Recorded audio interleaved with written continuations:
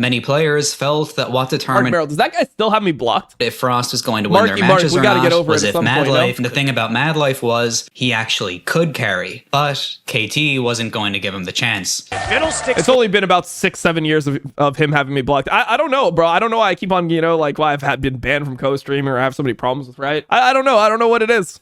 I don't know. Somebody just doesn't like me over there. That's for sure. How what ridiculous it got in the next. You guys don't know the okay. So the lore on Mark Merrill having me blocked is so people know that Riot had that $100 million lawsuit, right? The $100 million sexism lawsuit where it was like alleged that they were like farting in their employees like faces and stuff, and like there was apparently like people like touching each other's balls in the workplace. Like there was just like a huge thing that came out. It was like a Kotaku article where they talked about all the sexism that had been going on at Riot Games. It was a huge deal.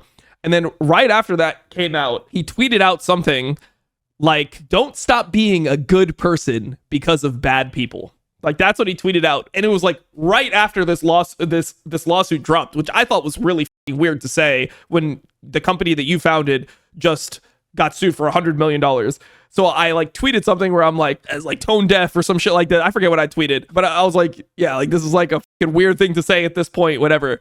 And then he responded to me before he blocked me, and he deleted this afterwards, but he said, "Congratulations on having a career based off a free game that we made." So he just like shit on content creators and people that have a career in his game, where like in reality a lot of the reason that the game became popular was because of like streaming culture and because of like the players that invested time into the game. So it's kind of just a way for him to just show like who he really is and how he sees viewers and how he sees players and content creators and all this type of stuff. Like, congrats on having a career based off a free game that we made. He said this and then he just fucking blocked me. This is what it was. I found it. Never stop being a good person because of bad people. This is literally like right after this. And he says, yeah, and then I said, yeah, it just sucks when bad people work for the company that your career is based off of. And then he deleted this because like the comments were like, he's getting quote retweeted and everything. Congrats on having a career revolving around a free game that we made. Here it is. Here's the interaction, bro. And it was before this, Mark Merrill and I, the context is I already like didn't like him. And I knew about a lot of this stuff within the company. And it was like,